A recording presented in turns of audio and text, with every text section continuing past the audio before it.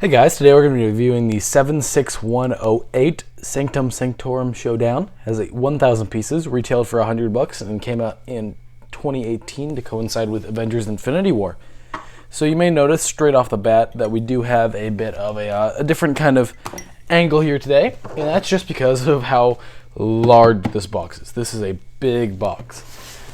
So we're going to go ahead and start cutting into it. Just nice and smooth. And we'll take a look at what the inside has got in store for us. Oh, that's a lot of bags. So yeah, we got, a few loose pieces, a couple, good amount of accessories. I think 8 bags in total here, as well as the instruction booklet and another bag for coal obsidian. So I'm gonna go ahead and build this, and I should be back and I'll talk about it. Alright, so we got the set all built, and we'll go ahead and take a look at the minifigures. Alright, so the first minifigure we got right here is Ebony Maw. I think he's actually a pretty cool figure. I'm not a big fan of the color they chose for his face. I don't think his face is necessarily perfect, but I really do like the torso and leg printing, and I think he overall still looks like a pretty good figure. You know, it's not exactly the figure I get the most excited for, I'm the most hyped about in the set, but, you know, definitely a worthy inclusion because he was an important part of the scenes in Infinity War, and very happy with him. So we'll move on to the next figure. So next here we have the Doctor Strange minifigure, and I don't really have a different Doctor Strange minifigure to compare him to, but I think he's absolutely fantastic. I mean, just the detailing on his hair with his white streak to the robe detailing, and I absolutely love the fact that this part is a soft cape, and then this part is actually, you know, a bit thicker of a cape, and it's not as soft, to be like add a little bit more stiffness to it to make sure it stays in this kind of formation. He's just an absolutely fantastically made figure, and I think, again, very important inclusion considering the fact that, it's the Sanctum Sanctorum. Still wish they would have included Wong, but I appreciate the fact that they did it for the Brooktober pack. So yeah, we'll go with the next minifigure. So the Iron Man we got here is not necessarily that uncommon of a figure, but at the same time, he's once again an important minifigure to be included. I think he has some fantastic detailing on his body, and I absolutely love him. And the face printing, I really like. The fact that you can kind of see he's got like the jar, or it's Friday interface now on the inside, and if you flip it around, he doesn't.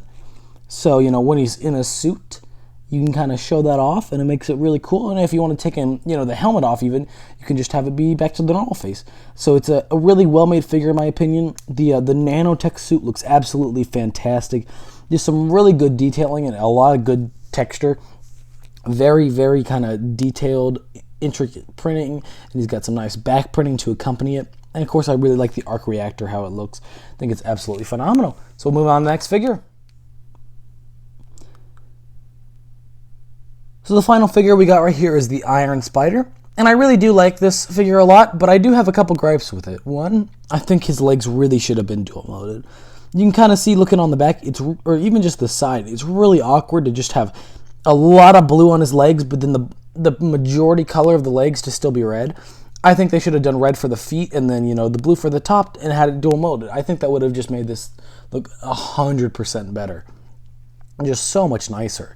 But at the same time, I still think the torso detailing, as well as the arm print, is actually really, really nice, and it makes a really good figure. The face printing, I would have wished they did a little bit more gold highlights to make it a little bit more metallic like it was in the movie, but I don't necessarily mind the face print. It's still pretty good. So overall, a very nice figure, just have the one little gripe with it. Okay, so for the last minifig of the set, we actually have a big fig of Black Dwarf, which I just kind of had to look up his name because I didn't remember it, and that's a really ironic name considering how freaking massive he is. He's an absolute goddamn massive mad lad. But it's a really cool figure, and I'm really happy to have the big fig, because, considering the fact that they didn't include Wong, if they just had 5 normal-sized minifigures, I'd have a lot more problems with this set, because I just think there'd be a lot less value. The big fig does add a lot of value to this set, actually, in the minifigure department. So I really appreciate them including it. And his accessory is actually really cool, made like a hammer chain kind of weapon. So overall, just a fantastic inclusion. I'm really happy he's in the set. So we'll move on to the build. So this is an awesome, awesome set in my opinion. There is just so much to like. I think the front of the whole Sanctum Sanctorum right here is absolutely phenomenal. It looks amazing, no doubt about it. The detail work down here is just beautiful, and I absolutely love the roof and the column work. It looks like an old style kind of, you know, Gothic churchish type vibe, which is amazing for like a Sanctum Sanctorum. And then over here, I think this is definitely a weaker build point, but at the same time makes a lot of sense because it's just an apartment building with, you know, Pepe's Pizza down below. You're not expecting it to be the most crazy, cool looking architecture as you would on like the Sanctum Sanctorum. So overall, it's really good design work. It's got some really intricate building techniques to it that are just phenomenal. I love the bottom, if you kind of see here, how you have the offset in the front. It's just very well made. The sidewalk really flows to this whole thing, and I think it just adds a lot to it. And then the inside of the buildings are also quite nice. We'll go ahead and take a look at the Sanctum Sanctorum first. It's got really nice designs. The chair at the bottom is actually one of my favorite designs in this whole thing. It's just a really nice, clean-looking chair. You know, they even use the actual normal chair piece in it. And then, you know, you got a bunch of play features inside of here. You can kind of see up here, you know, you got a cool little study room. You got a chest that's got some knives in it in there. And you got some, you know, things left on the floor. A nice little bookshelf. You can kind of see the bookshelf design is done multiple times. You can see it right there. In fact, we could even zoom in some so you can kind of see a little bit better how they did the bookshelf. Zoom back out on that. There we are. So you can see, this does not look, there we are. That's all the way back up. And then overall, the apartment is nothing special, but it makes a lot more sense for it to be nothing special. Pepe's Pizza is nice. I kind of like the actual little, you know, place where they make the pizzas. All the rest of it, though, is just a kind of a whatever type thing. You know, the counter, there's not much to it. The computer, the desk is a nice little build. I like some of how they did some of the little work on it. What I noticed about this set, you can kind of see up here with Peter's bed, is a lot of the pieces are not actually just like flat, straight pieces. They use a lot of angled pieces. You know, the pizza is kind of a little bit angled there. You can see kind of down there, you got some angled stuff. So there's just a lot more angle to it, and it's not straightforward. You can also see that when we go back to the Sanctum Sanctorum, you can see, you know, it's kind of spun around angled there, which is, and also spun around angled on the top, just notice that.